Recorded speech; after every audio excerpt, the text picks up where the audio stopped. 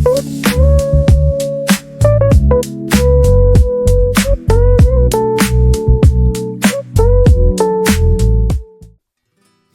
have 4 questions, and these questions are a combination of addition law, subtraction law, zero index, negative index, and as well as the product law. So to enforce more understanding, let's write out the laws a bit. So we have a raised power x multiplied by a raised power y. This is the addition law, and this is the subtraction law. The zero index, the negative index, and finally the product rule, which is a raised power x. And we can also rewrite this and say something like this as an extension of the product rule. Okay, so these laws will be enforced as we solve these 4 questions. So you can pause the video and give these questions a try, and we can solve them all together. So let's begin with question number 1. 18t raised power 3 divided by 3t all squared. So permit me to just copy these questions, so we can have them in our result.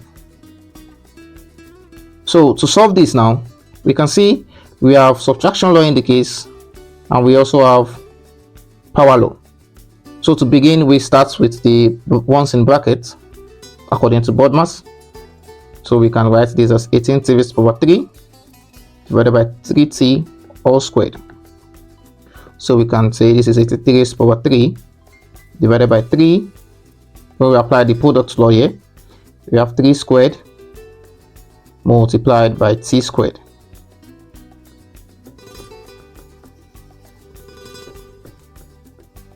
Okay, so this therefore will give us 18 multiplied by t raised power 3 divided by 9 multiplied by t raised power 2.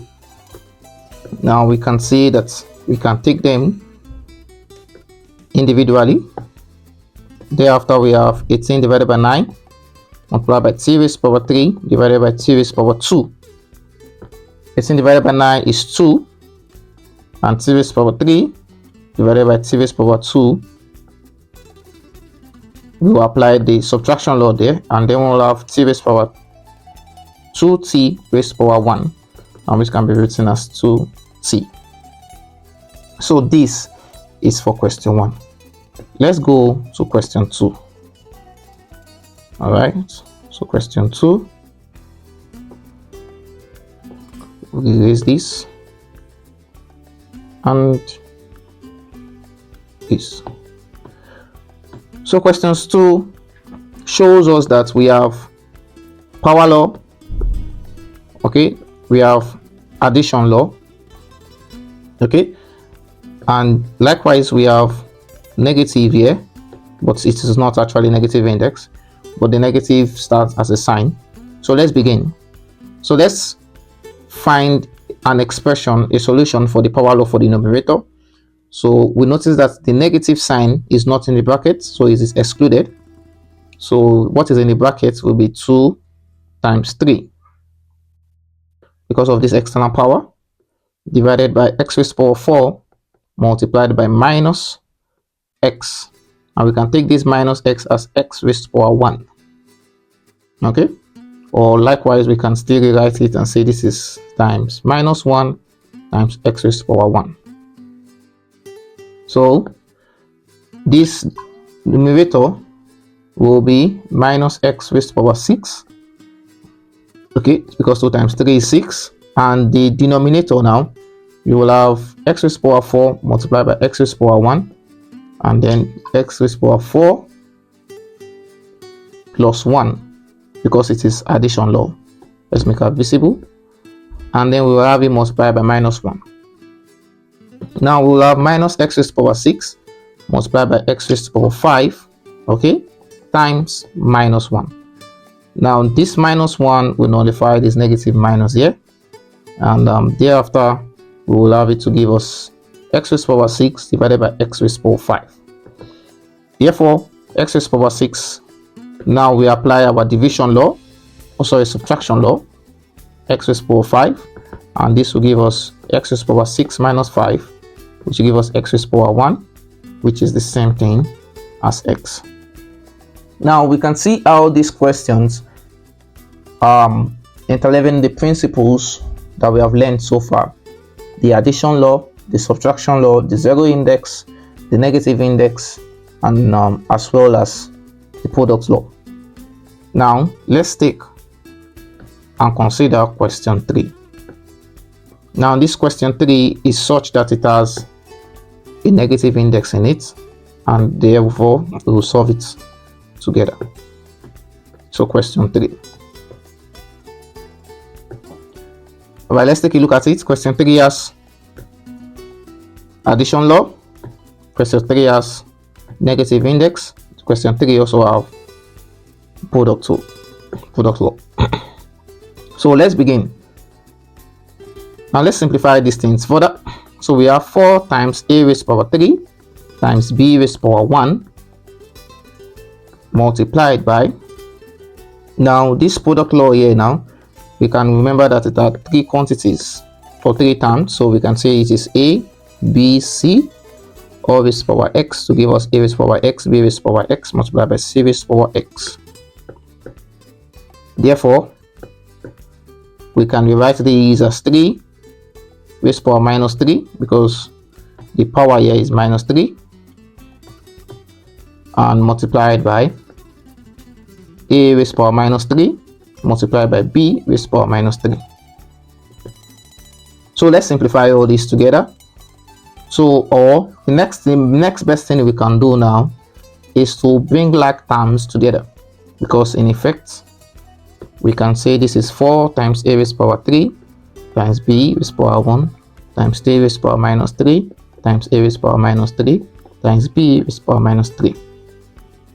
Now we can bring 4 together, numbers together.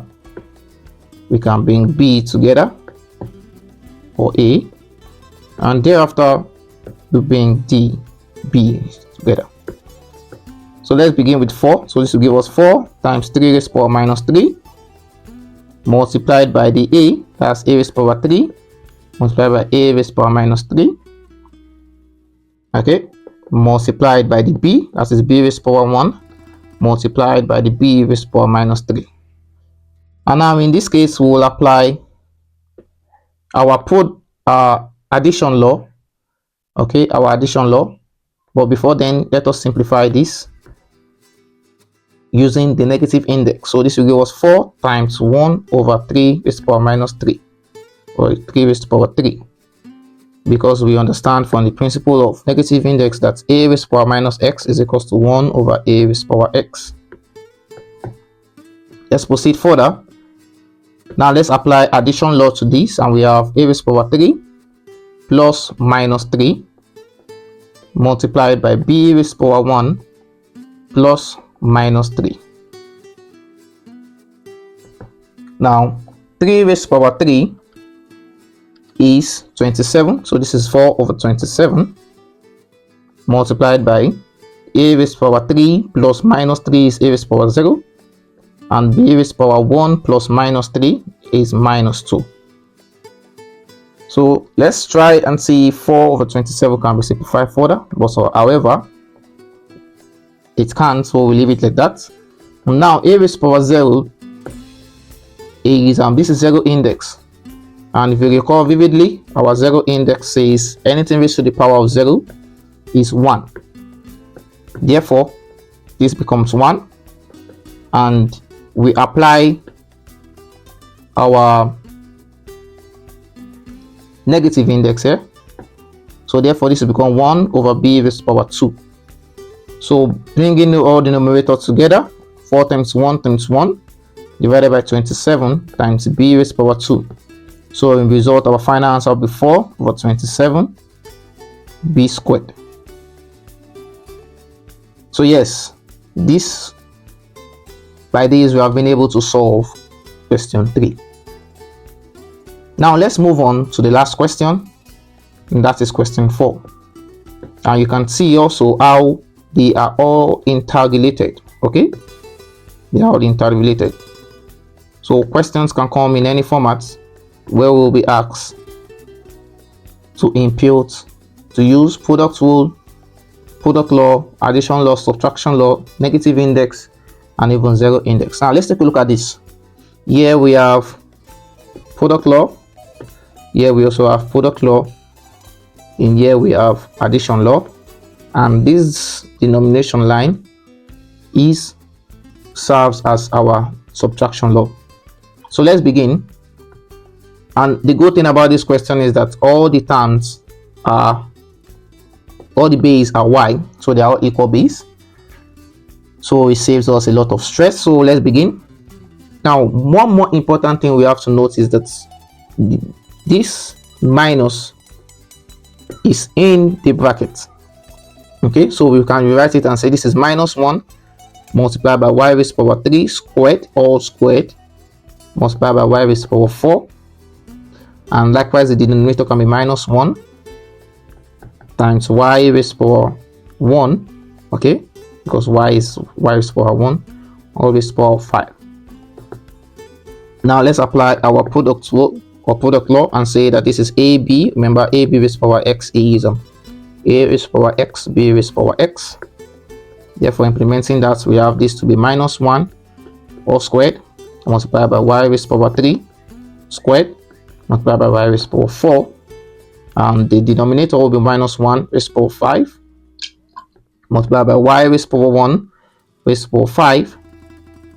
And we can simplify numerator and denominator now.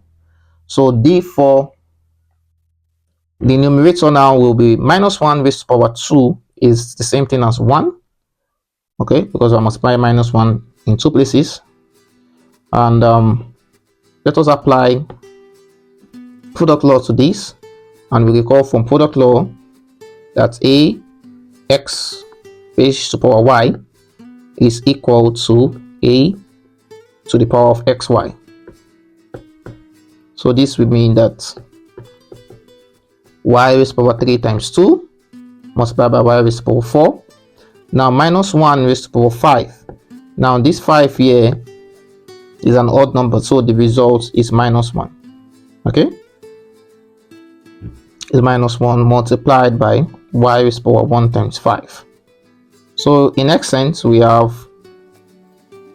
1 times y raised to power 6 times y raised to power 4 divided by minus 1 times y raised to power 5. Now let's begin with the numerator. For the numerator, we have y raised to power 6 multiplied by y raised to power 4, and here we're going to apply the addition law. Can neglect this one now. Okay, and let's apply the addition law and say this is y raised to power 6 plus 4, and let's leave the minus here, multiply by what? Y raised to power what? 5. So y raised to power 6 plus 4 gives us y raised to power 10 minus 1 times y raised to power 5. So this can be written as minus 1 into y raised to power 10 divided by y raised to power 5, because we can see that there is a division here.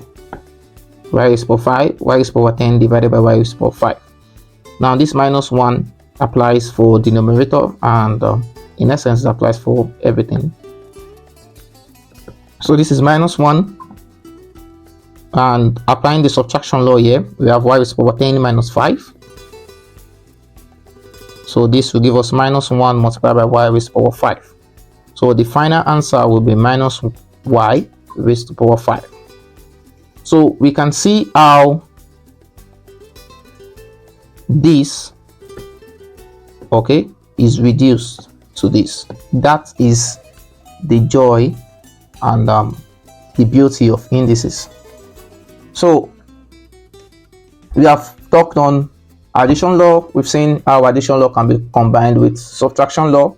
We have seen zero index, we have seen negative index, we have seen product law, and we have seen how everything can now be combined together. Now in the next video, the next lesson, we will learn about fractional index. Okay, what if we are not having, what if it's not just a raised to power x? We have been using a raised to power x. What if it is now a raised to power x over y? What does this mean? Okay, what does this mean? And this is where fractional x over y is fractional. So in the next lesson, we will learn about fractional index and we take examples on it to establish understanding.